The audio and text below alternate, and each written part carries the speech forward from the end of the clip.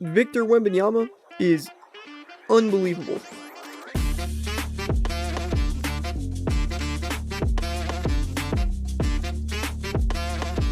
I know you guys have missed me because it's been such a long time since I've sat down and recorded an episode, but it's okay. I'm back. Hopefully for a long time, too. Hopefully I won't be taking any more extended breaks from the show because I do like making episodes. I just have been busy finishing up school and being done with college, which is very nice. So it has been a long time. I think the last episode I made was kind of an out of the blue episode because we had traded for Michael Pittman Jr. And I believe that was on March 13th, and now it is May 19th. So about 2 months since I've even posted on the channel and made anything for this show. And, for the foreseeable future, I don't see myself taking any breaks like that. This is going to be on for the long haul. I'm hoping. But anyways, we got a lot planned for today. Actually, we really don't. I don't really plan out the episodes that I do all the time. Sometimes I'll write some notes out and, have a structure to what I'm saying, but today I want to cover basically two things because that's all that there is to really talk about.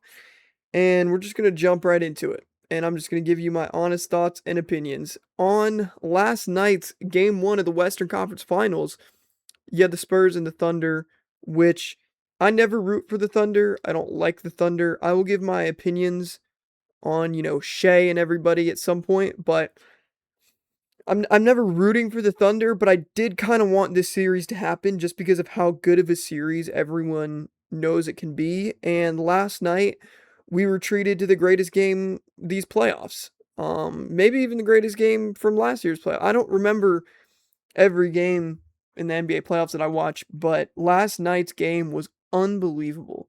It was so good. The Spurs, were winning most of the game, it felt like. And then the Thunder were able to get it back. Shea struggled throughout the entire regular periods, but they battled back there at the end. They made some clutch shots. Jalen Williams hit some clutch shots, and they tied it up. And then you just go back and forth. It was truly like watching two boxers going at it. It was so cool to see Wembanyama just calling for the ball so we can go get a bucket. Like it was so awesome to see that. And it's what everyone wanted to see. Even though Shea didn't play too great, he had like 24 points because they went to double overtime. He had 12 assists. So even when he's not scoring the basketball, the offense is still going to run through him, obviously. Alex Caruso exploded last night out of nowhere, turning a prime Game 6 Klay Thompson for no reason. And it was awesome to see. But it ended with a Spurs victory because of how good Victor Wembanyama is. 41-24 in your first ever conference finals game. That's just ridiculous. And if anyone would ever be on track to be the greatest, to be in the conversation for GOAT, it would be him. And I don't see why. The only thing that would worry me is injuries, but he is completely bought in to basketball, obviously, because he's in the NBA, but he prepares so well. He is he reminds me of Shea in the fact that they're very businesslike when it comes to preparing for the game and working out and stuff. They're very they know what they have to do, and they don't mess around with taking care of themselves and being prepared. You don't really see them, I mean, except for Wemby when he had the freak, blood clot, which you can't really control. Other than that, he hasn't really missed a ton of time. I'm pretty sure he missed some time earlier this year with a ankle injury, I want to say. But they're not going to be guys that are going to, struggle with injuries because they take care of themselves so well. So that would be the thing that would worry me, is he's 7'5" and he doesn't have a lot of muscle mass on him. So can he stay healthy for the next, 15 years, 17 years, however long he would have to play before we really start putting him in GOAT conversations. And I don't know if it's going to happen, but dang, I know we're all rooting for him right now because if he does not beat the Thunder right now, I don't think the Knicks or the Cavs really have a good chance of beating either of these teams. I think everyone pretty much knows that already too. Like this conference finals is basically the NBA finals because of just the strength of both of these teams. It's ridiculous, and the depth that they have on their rosters. So everyone knows that whoever wins this series is going to win the NBA finals. That's pretty much a guarantee. Sorry, Knicks and Cavs. I'll still watch the game one coming up tonight, but I don't think y'all have much of a chance at beating Wembanyama or Shea and their respective super teams that they have. If Wemby does not beat the Thunder right now, we're looking at probably one of the greatest dynasties of all time forming before our very eyes in the Oklahoma City Thunder because they still have an absurd amount of draft picks and all of their guys are young guys. So, if they have to pay somebody, if they can't keep around a certain player, like they'll just draft somebody and he'll fit right in because they draft incredibly well. Free agency, they're great at that. They got Hartenstein and Caruso, in free agency or by trades. I'm not exactly sure how all that went down, but they got guys that fit their culture and do exactly what they need them to do and no more. Caruso's not trying to be a ball hog every night. Like he knows everyone on the Thunder and everyone on the Spurs knows their role. And that's what makes them so good. You don't have guys fighting to, get the ball all the time and score as much as possible. Like they just have both of those teams have such a good feel of like when their team needs them, they're going to show up and do what needs to be done. And if Jared McCain's going off one night, Shea has no problem taking a back seat and letting him do his thing. Like that's what makes the Thunder as good as they are. And that would be a thing that would worry me as a Spurs fan because the Spurs don't have that playoff experience. And that's what makes the Thunder so good is because they have so much experience playing together. They went on a big run, lost in the conference finals to Dallas in 24.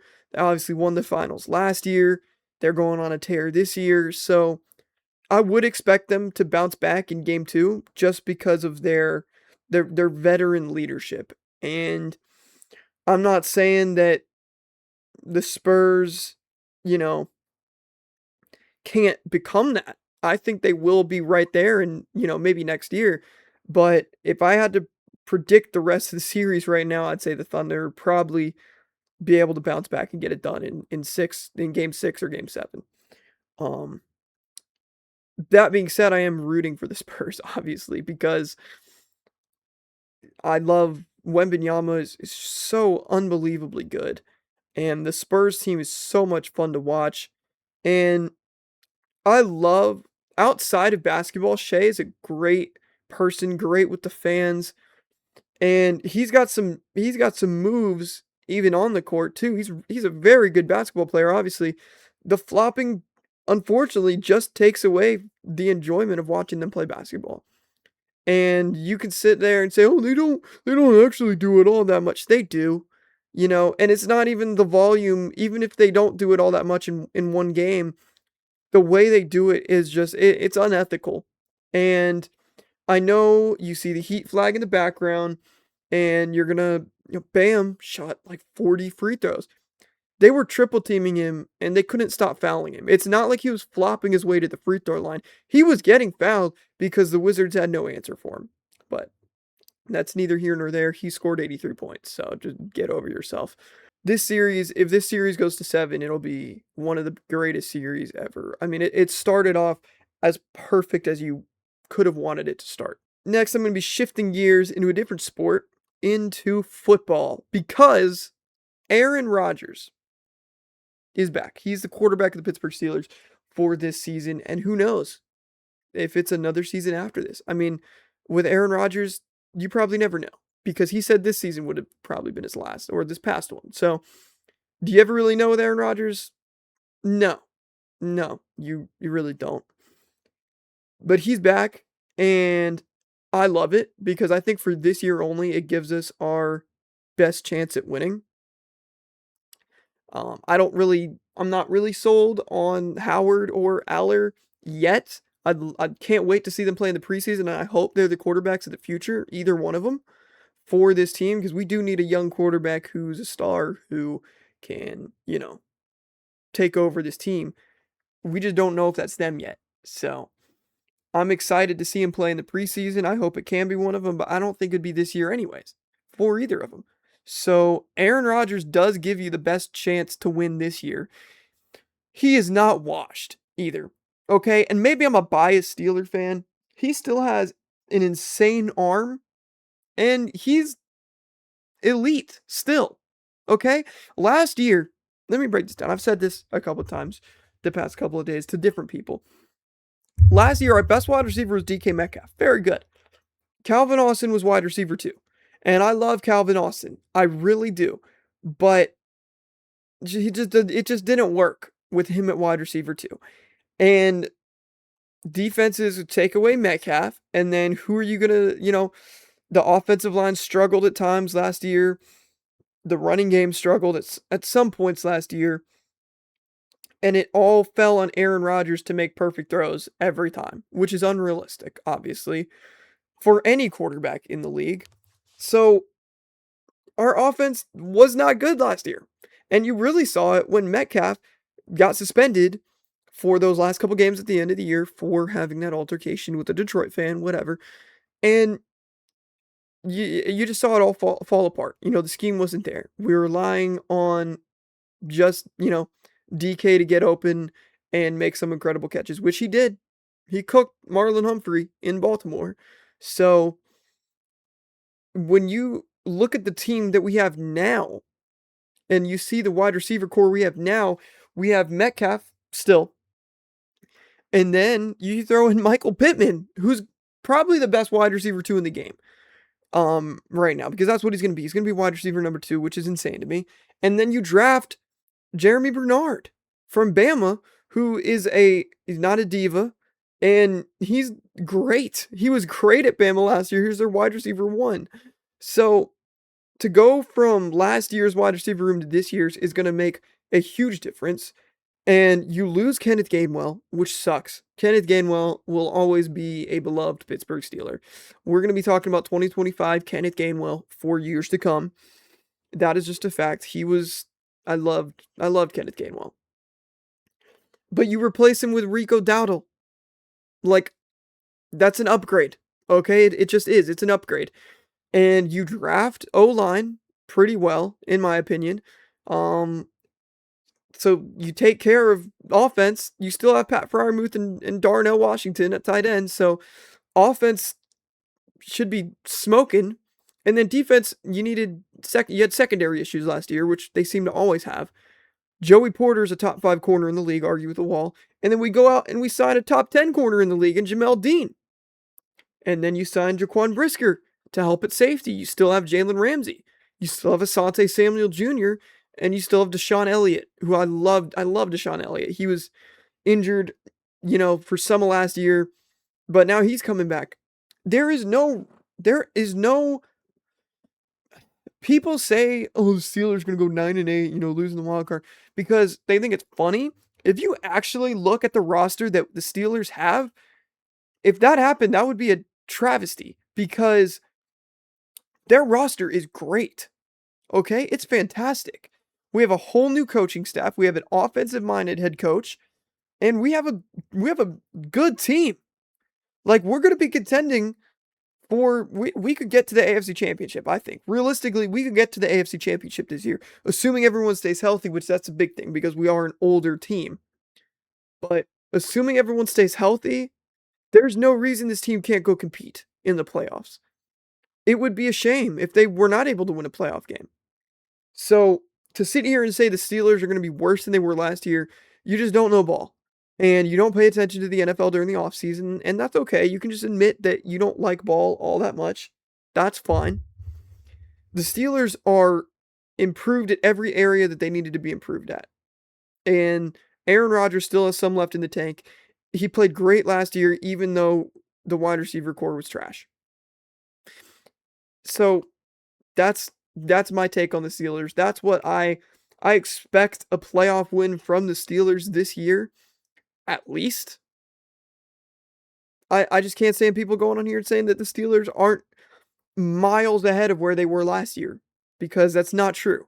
They are much improved, and we have a squad that will be able to compete, and we are going to compete. So come December, stay on that side of Steelers hate, because come December, when we're in first place in the AFC North again, don't come crying back to us, and don't start jumping on the Rodgers bandwagon. Okay, just stay in your little corner of hatred, because the Pittsburgh Steelers are going to be great this year. Anyways, that's the show. I hope you guys enjoyed my return episode. I'm back. This is honestly, people are talking about this like this may be a bigger deal. Me coming back may be a bigger deal than MJ coming back to the Bulls when he went to go play baseball. So that's what I'm hearing. Those are the rumors that I'm hearing online, that this return, my return to the podcasting world, is huge. So take, that information, take it and do what you want with it. But I'm back for the long haul, and I'll see you guys in the next episode.